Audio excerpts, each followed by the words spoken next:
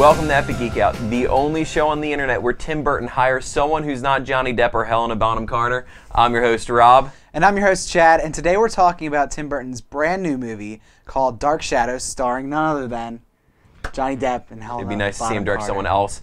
And on Thursday, we will be reviewing the new Walking Dead video game. Episode 1, yeah. So, as always, make sure you send in any questions, comments, concerns, anything we can do for you. Fans at epicgeekout.com. People might have geek concerns, like in. Oh, I thought like they were concerned about something that we could help with, but you could follow us on Twitter at Epic Geek Out. Yep, and we have some exciting things coming up in a few weeks, so I thought we'd have a good time to share as any. Sure. We are going to the Philadelphia Comic-Con in 2 weeks, I believe, the end of May, first week of June. So be on the lookout for that. If you guys are going, if anyone's going that's watching this, please reach out to us and we can maybe meet up there. Yeah, it'd be really cool. It's our first Comic-Con. We talked about it a little bit with watching A Fan's Hope, and you know our big goal is San Diego one day. But we're starting small, starting a little local, and I'm really excited for it. Yeah, I mean, it should be a good time. So let's get into Dark Shadows.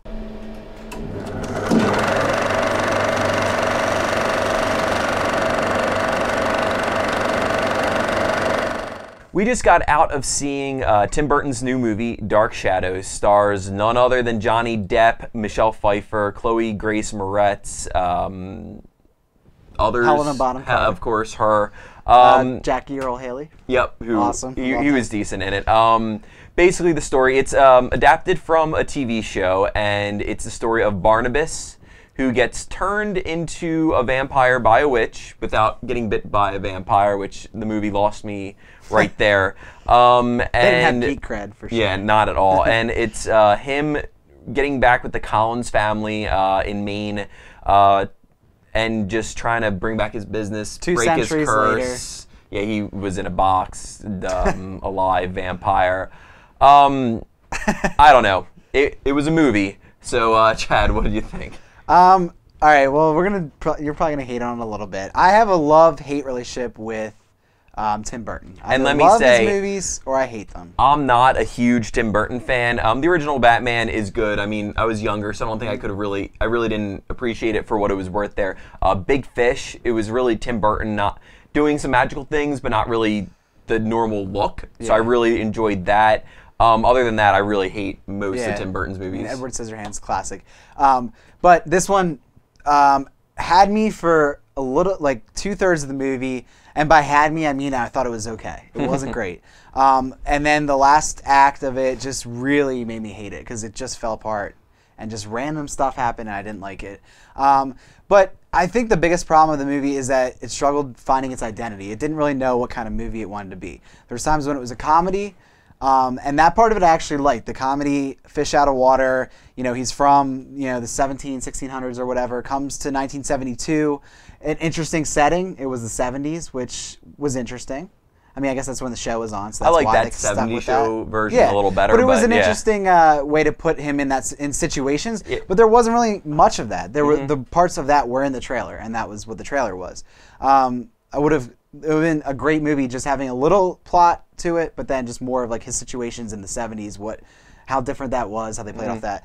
But the plot just got so muddled down and like weird stuff. There was like a love story that was stupid in it, like multifaceted love story, triangle, which they gave hexagon, whatever it was. To or time. And just it was overcomplicated, and just it was a drama at points. It was a love story.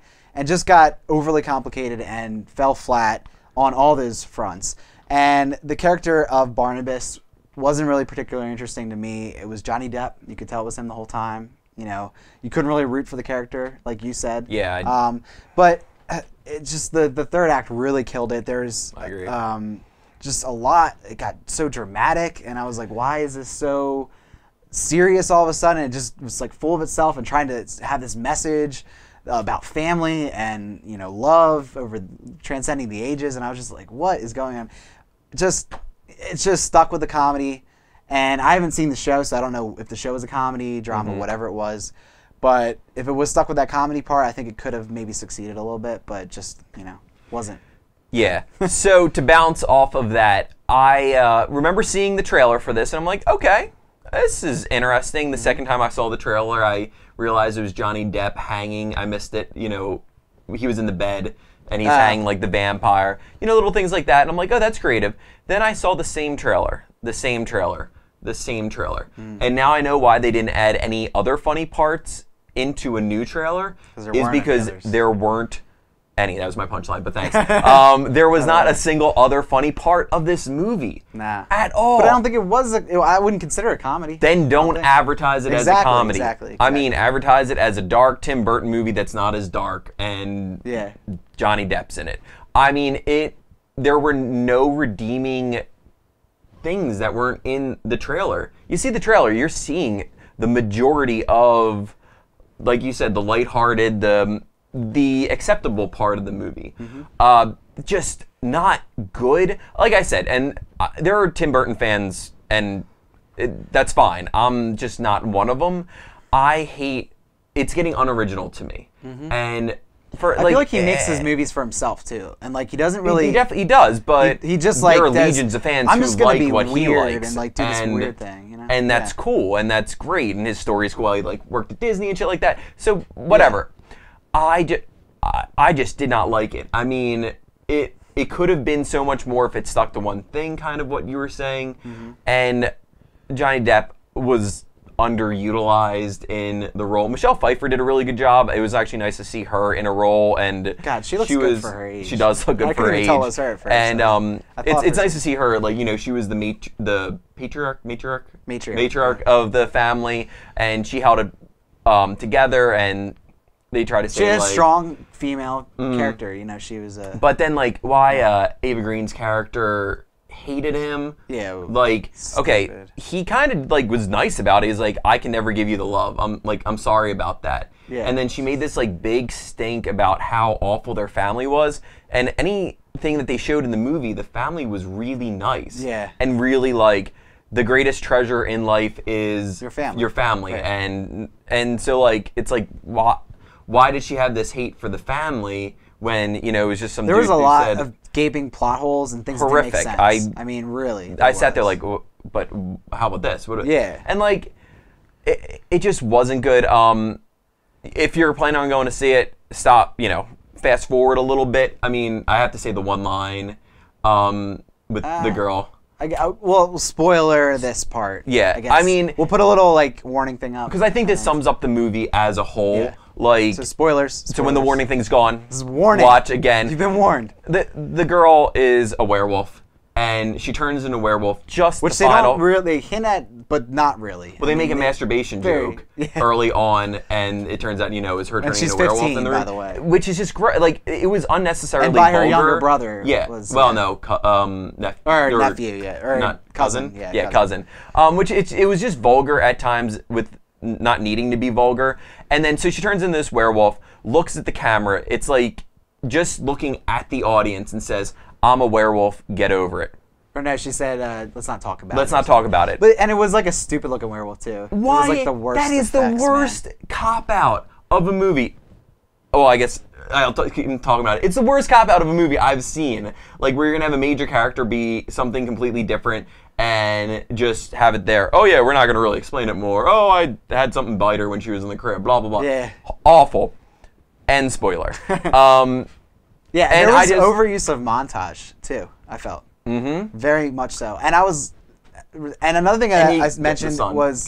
what? Oh, well, yeah, you can say that. But they used the same songs in the trailer as they did in the movie in the same moments, and I don't think that usually happens, really. Yeah, and I mean, and then they weren't original songs; they were covered, you know. And he can go out in the sun if he wears a hat and sunglasses. Like, come on. I mean, like, it just was not good. It would.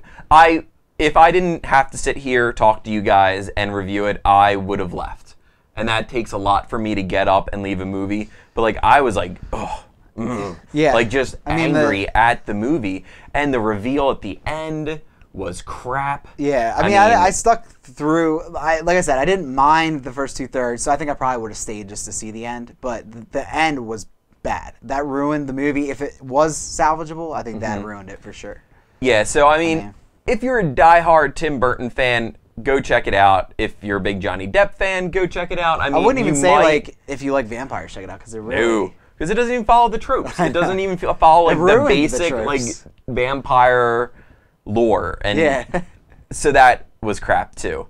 I mean, I didn't know witches could just turn people into vampires. I mean, that's crazy. You understand cursing the family, stuff like that. Whatever. It's not worth even talking about. It wasn't good. It was a waste of money, in my opinion. Yeah, I mean, I would say wait. If you want to see this movie, wait. Go see The Avengers a second time this weekend. Or a third. Yeah. I mean, I want to see how well this does standing up to that. Because the theater was decently full for the time we went, I felt.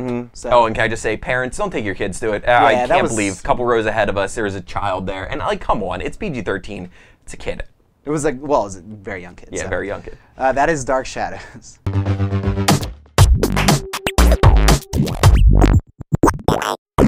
So, Chad, on this wonderful Tuesday, what are you thankful for? Well, today I am thankful for something that's related to our Thursday episode. We were talking about comic books, and we both decided we really want to get into them. So we sought out the best way to get into comics, and we settled upon Avengers Disassembled. Which was a Wikipedia article. Which was a Wikipedia article saying you should read this. Basically, the start of a lot of the events that are taking place, have taken place in the Marvel Universe from the 2000s all the way to now.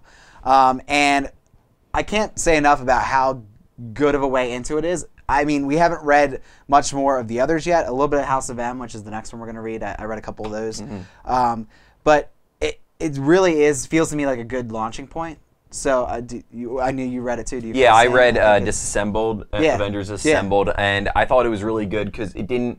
There were a lot of characters in it at different points, but it wasn't like each person was major. They gave, and it was only 4 issues. I mean, it was like 104 pages total or something like that. And launching point. I love from the reading story. Avengers vs. X-Men, you already saw it. I reread that, and I was like, wow, this is especially the Zero. Yeah. So, awesome way to get into it, and it really got me excited about catching up with the things that have been going on. We know a little bit about it, but we're trying to catch up because we realized how much we didn't know from our review of comic books. We have to read some before we go to Comic-Con. Yeah, so definitely. So if you guys are like us last week and you want to get into comics but you don't know how, I really suggest Avengers Disassembled. I think it's a really good way into it. It brings you up to the storyline of where the Avengers are kind of at right now. So what are you thankful for? Today I'm thankful for, I've thanked the Guild before, which I really enjoy it.